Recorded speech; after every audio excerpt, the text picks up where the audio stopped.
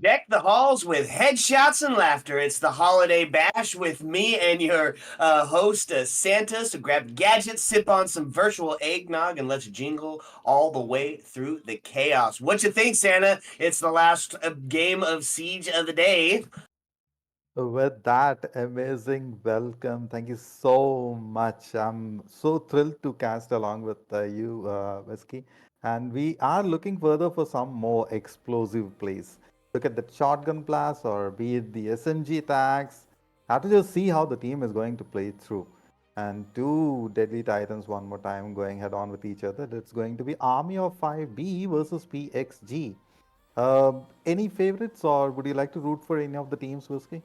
Well, here's the deal, right? I have had a chance to cast both of these teams, and and they are both very aggressive. And if we're headed to bank, is that where we're going for this match? Oh, it's Oregon. Okay. Well, I mean, still applies to Oregon. Would have loved to see Bank. Oregon, it's a classic map. It's classic strats. Both of these teams are going to have played this map a million times. So, what can we expect from this? We can expect some real huge aggression. Look for the spawn peaks. Look for the quick execute and through the elbow area down on Oregon. Look for the quick plant through the big window. I mean, we're going to see some real aggression. Army of Five known for getting active, especially on the Mhm. defensive side. PXG got some all stars on it. This Santa is going to be the, Mhm. the the game that was on our wish list for sure. See, whenever I see a map which has the entry and exit areas from the ground and the basement, that kind of, interests me a lot. So it could be a lot of sneak play here. At the same point of time, we can see some anchors happening. Now, from the roof, if they are able to, breach it through, it could become a cakewalk or can be a trap to Whiskey. So a lot of interesting plays which we can see in the map of Oregon. Have to see how the teams would make the best use and take the advantage in this one. Yeah, and it's going to start with the ban phase. Who are we going to see taken off the board? Here's the thing, right? There's like 60 something operators right now, Yes. dividing up the attack and the defense. And on the attack, there's very well-rounded characters, but on the defense, we've talked about it just earlier in the stream. There is just Hmm. some incredible stopping power on the defense. We've dubbed them the five golden ringers of defense. It's the crazy Miras that can now be dealt with Asher Kali. It's the intel of the Valkyrie and those camps that can be placed in the cheekiest spots. The architect Azami changing up the way the real estate and the landscape is. All these cheeky Hmm. peekas. We just learned a new Azami strat on this map in the Skyline Weekly. One of the last Skyline Weekly tournaments we watched, where they did this double barricade on bunker door and held it on a pixel. I mean, the amount of crazy plays that can come on Oregon is very high, and with only being able to ban two of the defenders, it's going to be a tough arena to break into. That is for sure. It will be challenging for sure. Now, what matters is how you're going to, face off these and how victorious you would be. Now, the team which would get the initial frags and maintain the dominance will always have the upper hand. I feel somehow, Whiskey, that, I have already casted one of the games for PXG. I Hmm. have to remember exactly. If it is the same, then it would be an explosive play for sure. We have Catalyst, Zero, Solo, Raccoon, Akira. And on the other side, we'll talk more about the teams. PXD going for the attacking end. Now, this should be an interesting play.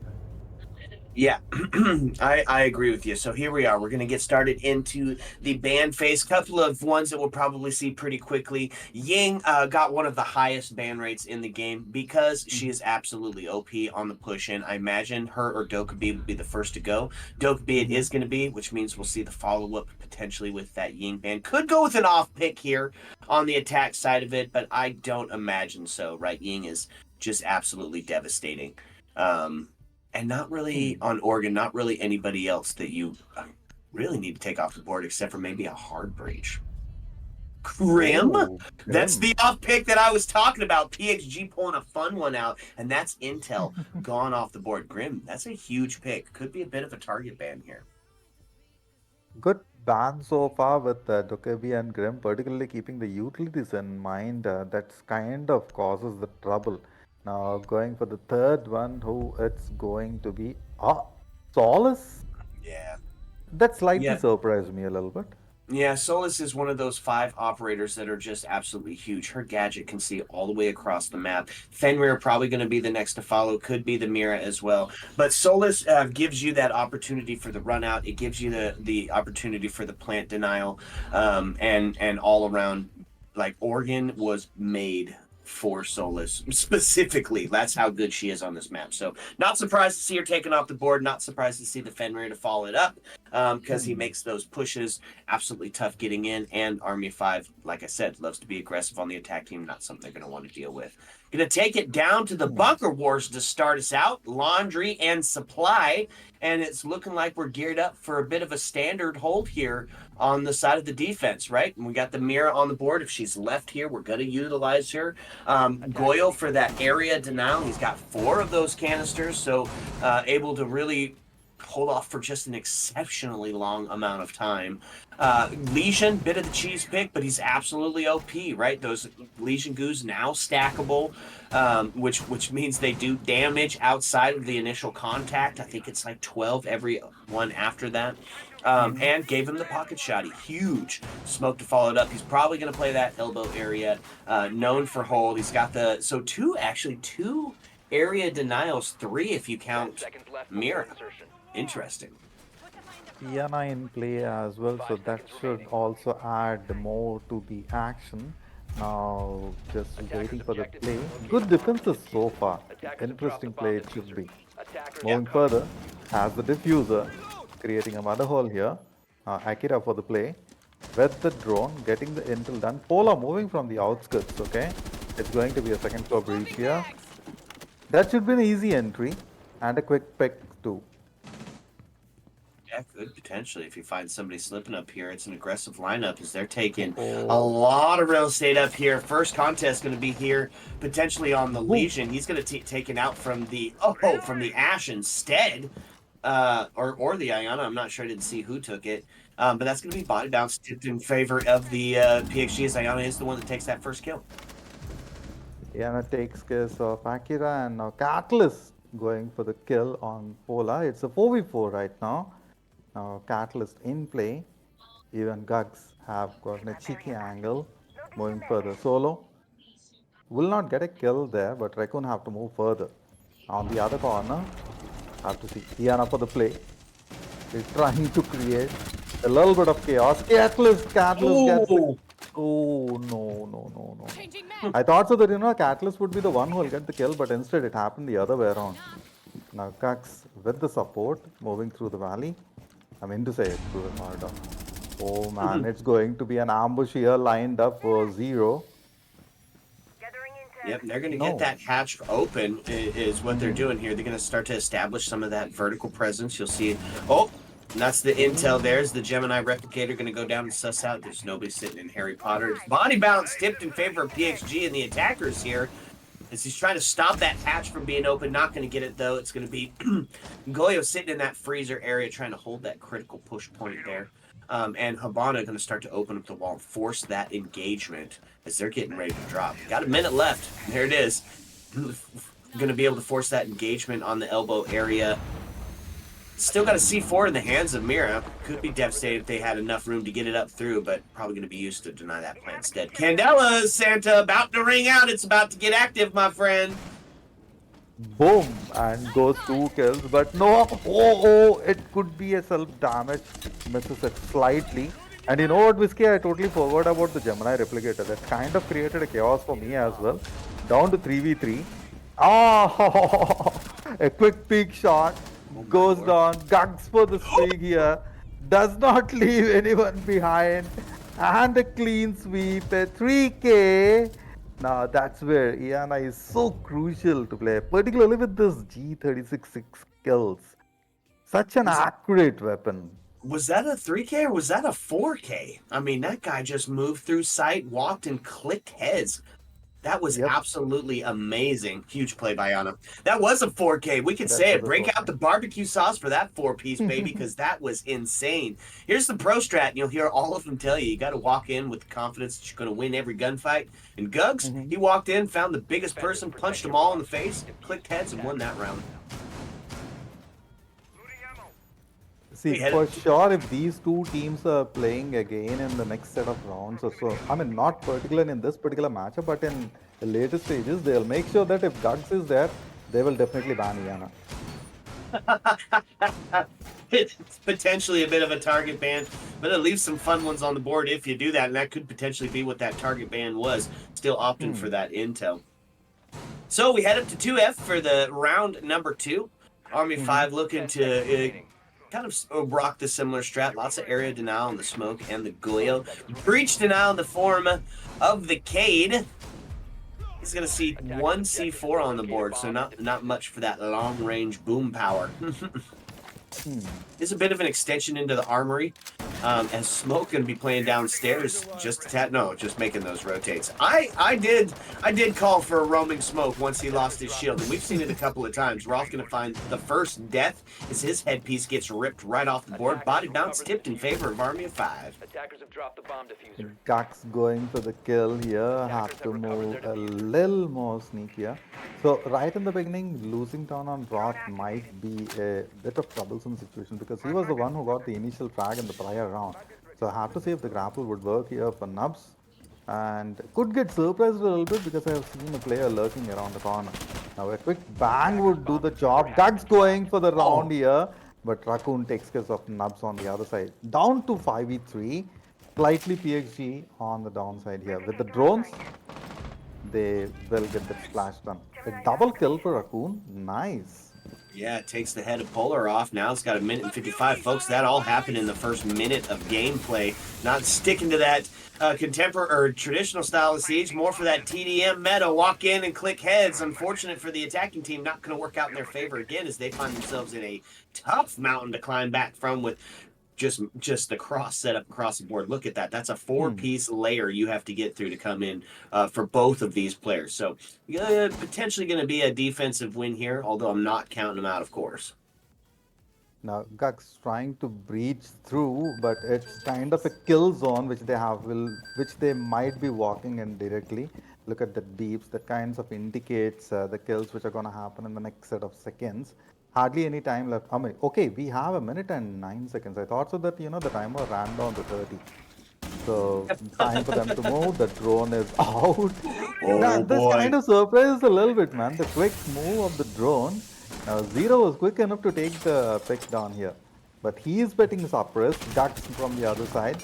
Has to get the breach. He knows for sure he'll get the kill done. There we go. The G36 play which we are waiting for. Down to 2, but Guts goes down. Oh no, Greed under big time trouble. Has no opportunity or chance left out. Yeah, this is it's a 5 HP in a dream, and he's going to get his dream turned into a nightmare as his dome piece gets ripped off on the triple piece. Holy cow. What an absolutely huge round by Catalyst. Is the defense going to take that round and tie us up at 1-1? A bit of a barn burner or a war of attrition getting started early here as both teams firing on all cylinders. It's going to be back down to the bunker wars. And fun face getting put onto the board. Maestro, recently reworked, now has himself a third cam, but it was a trick. They tricked me. I wanted it. They heard me say I want it, and they took it off the board. No Maestro to be had. It's going to be the long range of Aruni instead. Attackers need to locate and defuse Of course, as it many bombs will as they be. can. So far, both the teams have played extremely well, but PXC would win this particular round. Likely chances are higher. Army of 5 have outsmarted them a lot in the prior round. Now, Raccoon in play, with the drone in hand, he kind of created that chaos. But then Iana, as soon as we saw that, Guts was slightly under trouble, it kind of like went downhill from there. But so far, the play was extremely well.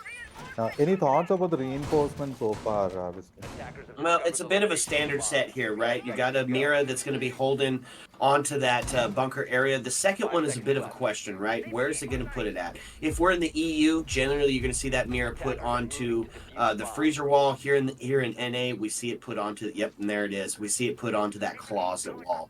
So it's going to be holding a bit of the long distance. What that does, it allows you to see into that freezer area as well.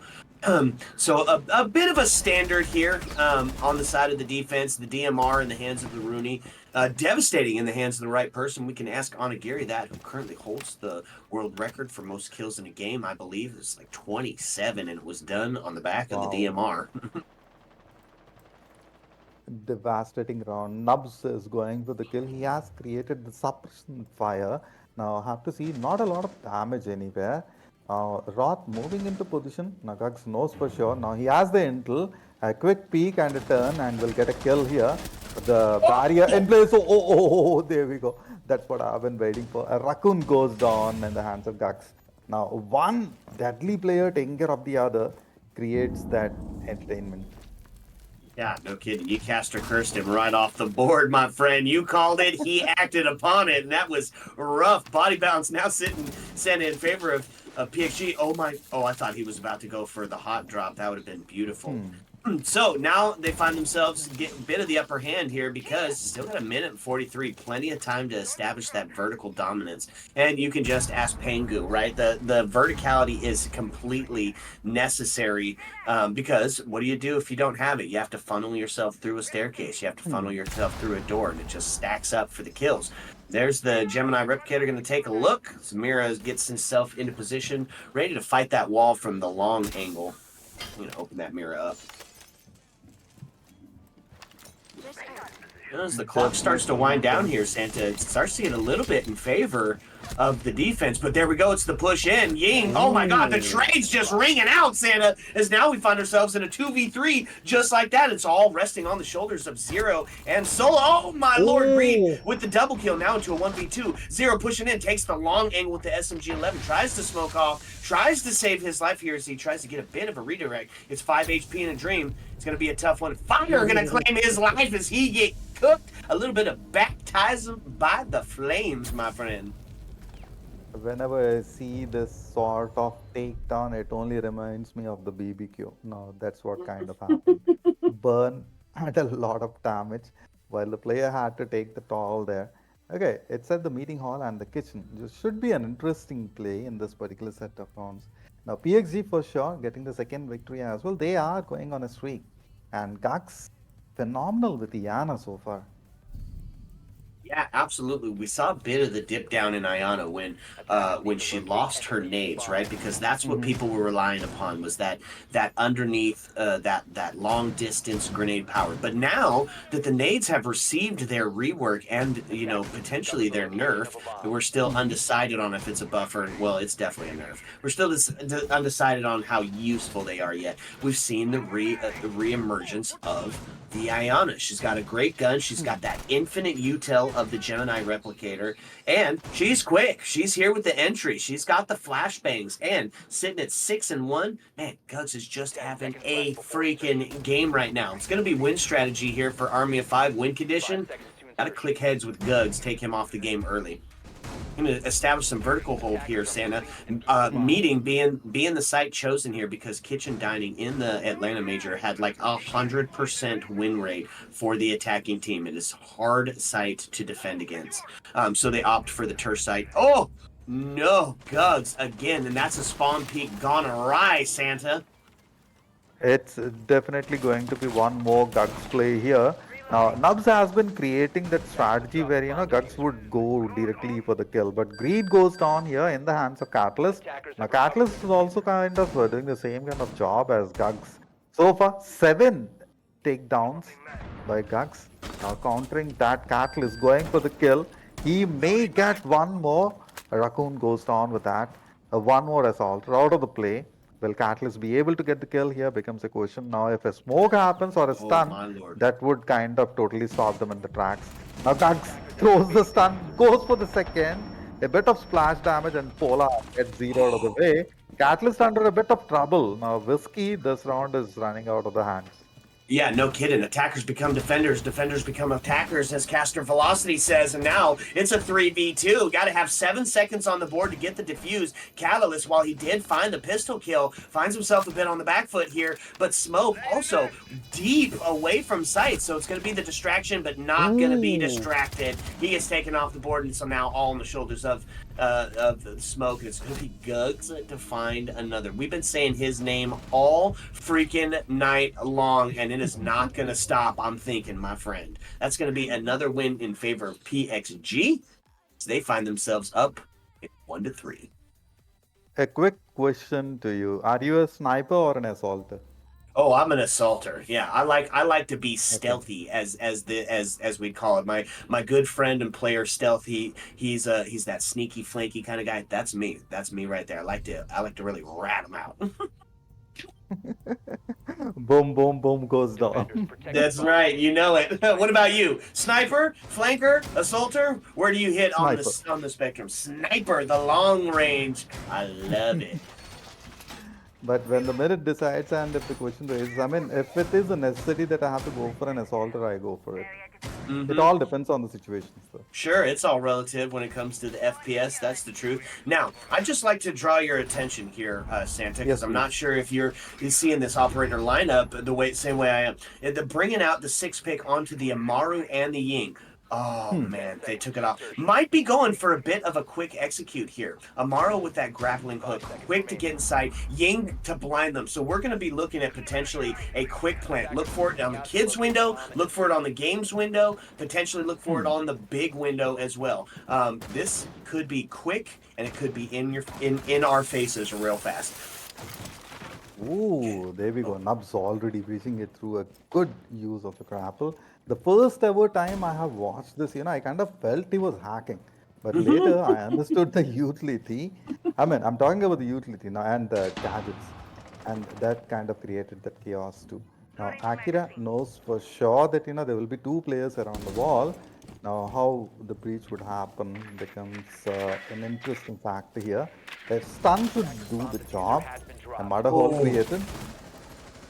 That's a huge pick. Takes the hard breach off the board, which means you're going to have to rely on getting in through the normal means. They do have some can openers in the hands of Amaru, but now Roth going down as he's reduced to 5 HP in a dream, now into a 4v3 situation. He gets traded, now into a 3v, gets equalized. Folks, this all happened in the first minute of gameplay. So much time left on the freaking board here, and it's going to be potentially a bit of a slowdown because it's going to have to get a redirect. Still got your aggressors on the board. Ying and Amaru and Ash. So all quick, fast players. Look to see them get together and potentially go for that execute. I completely missed out on the takedown of Greed. I felt so that, Greed would be able to get the kill there. But still, we have Zero and Solo who are supporting down Raccoon, who would get the kills there. But Raccoon is low on health. It becomes big time difficulty. Polara as well creating the chaos. Nubs trying to grapple it through one more time, wants to go for the similar kind of attack as he has mentioned earlier. There we go. A knife takedown. Boy, oh Nubs. boy. That man What had a was it? family. Why you do him like that, Nubs? Just now on the shoulders of Cade. Oh, just disgusting. And a good night to end it off. Nubs with the double through. The knife, Santa? Get that man some coal because he did that man dirty. Whiskey, quite several times, I have witnessed certain plays where the player would, sneak through, okay, takes the position at the 6 and gets the knife kill. But this one was at a different level. It was totally like a ninja move. Agree Throw the with you. shuriken. Oh man, absolutely gorgeous play. Somebody clip it because that just made the montage, my friend. That's the 99 as Amaru heads in and claims a double to clutch it up.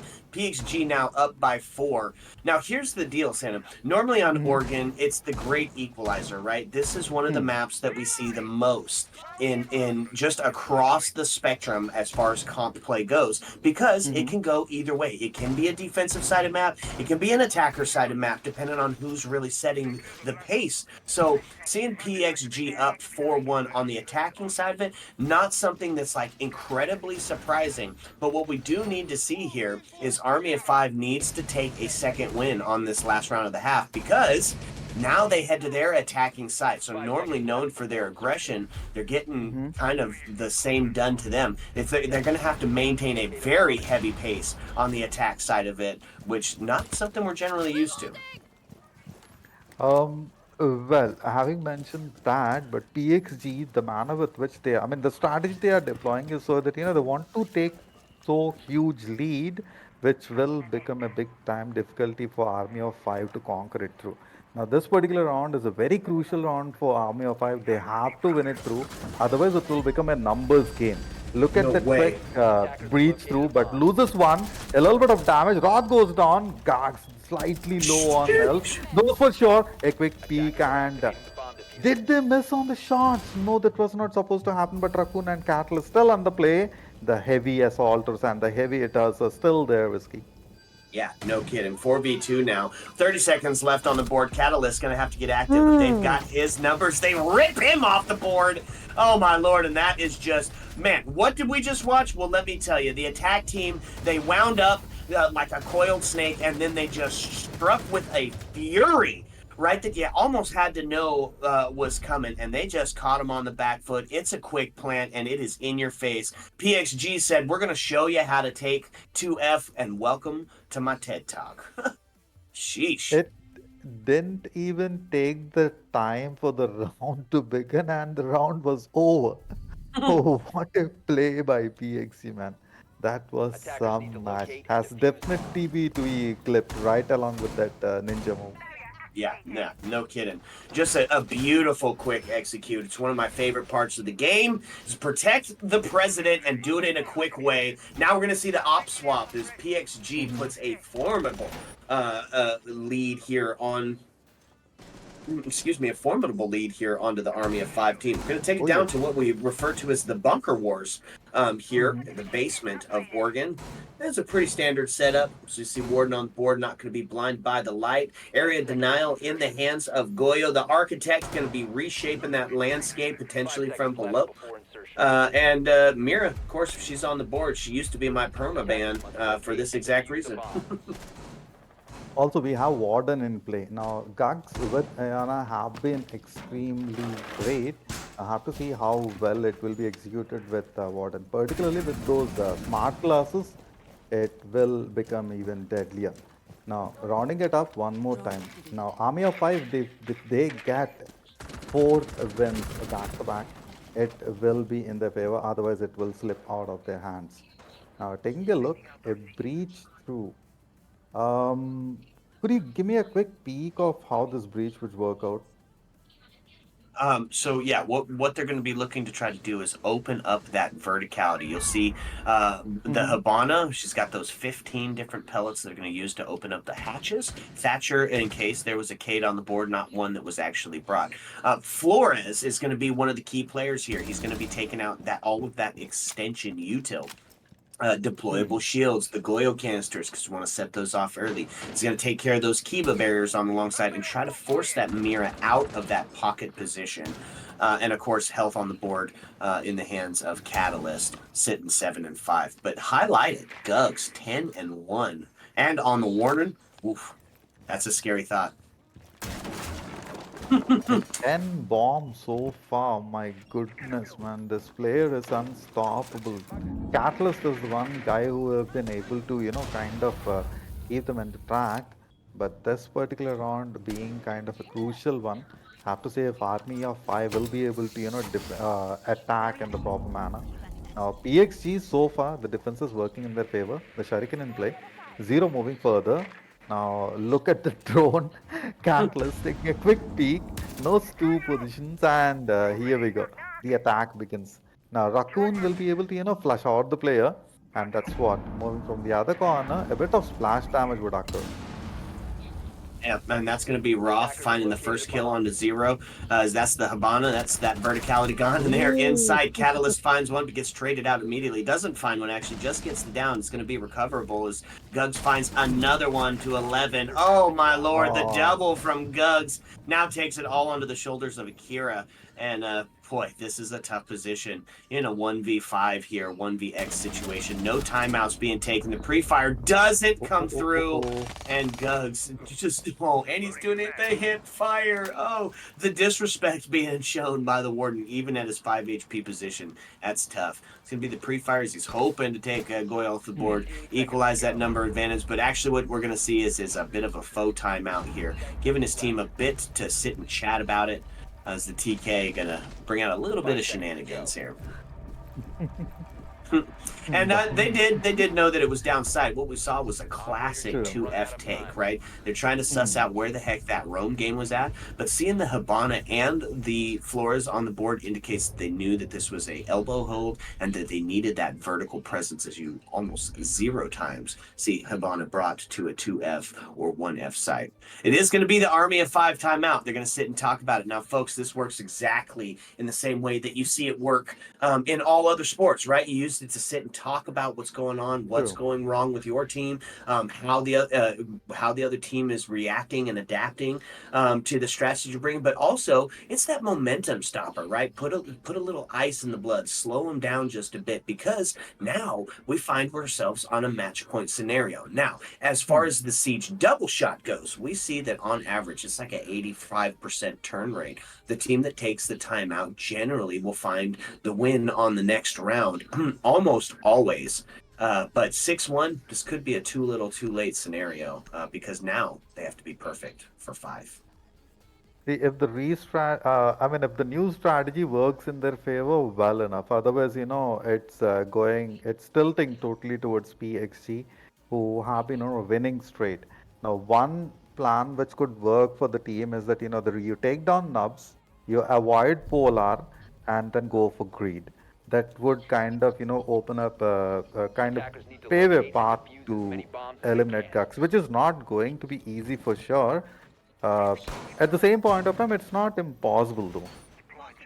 Yeah, that's true. He's still a man. He still bleeds. You just got to find it early. Got to find a way to win your ones. Here's what I'd love to see: a little bit more of the buddy system in play here by the Hmm. Army of Five team, right? If we're not winning our ones, what do? We double it up. We isolate those roaming players and we send a couple team members to take that. Get the body balance in your favor. Get it early. Not going to opt for head pulls on Addict. Uh, Hmm. Interesting, which means that we might be going for and Castle's on the board and a zombie. Five Folks, this seconds is a remaining. turtle strat. They're trying to win it at all costs. We might see almost 0 roaming, and that would be Attackers' crazy. objective is to locate a bomb and defuse it. They do not want to lose the opportunity of gaining that intel on the match point. But Polar, look at his position. Zero Oh, goes down in the hands of Roth. Now, whenever you see an SMG play, and right while trying to breach it through, getting the kill done, that frag was needed. look at this. They've got a double set up on this. They know that that's Yes. a point where you're going to get up onto the car. So what do? You Mhm. put somebody high and you hit them low, ready on both of them. The spawn peak and the run out, both going to be prevalent. And that's the double kill by Roth as he Ooh. finds it onto Lion. That's your intel gone off the board. Now 2 minutes, 23 seconds. Now they do find the kills. They equalize it. L85 to come alive, claim a kill. 3v4 situation. Army of Five put on a bit of the back foot here as it's starting to get a little desperate. We've got Gugs who sits on the shoddy black ice to boot. Still got the double here set up for this match point. Oh my lord. See, Solo have been phenomenal so far. Now he has been getting the kills at the crucial time, and that's what changing the momentum of the game. Now PXG still with 4 man strong, they have the control. But look at the manner with which Raccoon is moving further. He has to make a quick flank. Has the intel through the drone. Solo knows for sure a player would be peeking it through. At the same time, it's a risky move. Now, would it go in their favor or not becomes a question. Now, a flashbang, a bit of splash damage and good blinded, but Akira waiting for the flush to happen. Now, Solo and Raccoon from the other corner, they have held the crucial corners. There we go. The play here have to rush it through. A murder hole being created, but no, you're getting blinded out. Solo under big time trouble. Whiskey, this is going to be a bloodbath. Yeah, absolutely. 4v3, 4v2, 4v1 as it all now sits on the shoulders of Akira, who does find one on it. Now into a double to find ourselves into a 1v2. Got a bit of the cross setup, but it's too little. It's too late. Gug's going to end it with the shotgun. And in the realm of close quarter combat, Gug's on the shotty going to reign supreme. Holy cow, Santa. 7-1 PXG just finding all the momentum, put their pedal to the metal, and never let up from the word go. Ooh. Oh man. Gugs for sure was an assassin for the opponent team. Army of Five tried their best of the best while Catalyst had the play under the control, but with 13 eliminations, the highest eliminations in the game by Gugs. Be it with Iana, be it with Warden, or with something else, that guy was unstoppable. Yeah, absolutely. 7-1 on the final score count. Absolutely devastating. So, folks, here's what it was. I mean, just a TED talk on how to play Oregon. It was absolutely devastating. And 13-2 to boot. Guts, who are you? Okay, well, folks, we did it. We made it through the evening. I believe that's all of the siege that we have for the evening. We just 7 games still going, so we'll be able to update the scores. Look at the Twitter of Skyline Gaming Community for some of those answers, and of course in the Discord. Just a huge shout out here. We want to say thank you to all the teams that signed up for the Holiday Bash, giving us this entertainment. Huge shout out to Alpha Tech, who has just done an incredible job at putting on the show of the season here, Holiday Bash, including the weekly series. Just a goat in the game for sure. Big shout out to Army of Five and Proteus for being sponsors of this tournament. Real class acts. Check out Army of Five's merch. Check out Proteus Discord. If you want to get involved, get amongst it, get around it, as Tom J says. And of course, Santa has just been an absolute pleasure, my friend. It was so fun to get to meet you and cast beside you. You're really great at it, and I look forward to more of those coming in the future. You know what, brother? With every session, I learn a lot, and I had an opportunity to learn something extremely good from your end. Thank you so much for that opportunity. Alpha, thank you so much, brother. Thanks to Skyline Gaming Community and for the sponsors. Check out the merchandise, as Whiskey has rightly mentioned. Join the Discord service, follow on the socials, please, and we'll be back tomorrow, and yours truly going to be involved with the process. If you like us, if you love us, why don't you add us? I am at glitter_whiskey on Twitter. Santa, why don't you give him a shout out for your handle? Go follow him, get involved. I think that's it for me. Thank you so much for that. I'll be available at Santa. I mean, not so huge on the social media. So thank you for watching. Keep supporting the page and show some support with the subscriptions on Skyline Gaming Community. Thank you, That's folks. right. You have a great time. As always, friends, you don't have to go home, but you can't stay here. We'll catch you tomorrow for some more holiday cheer. Ayo.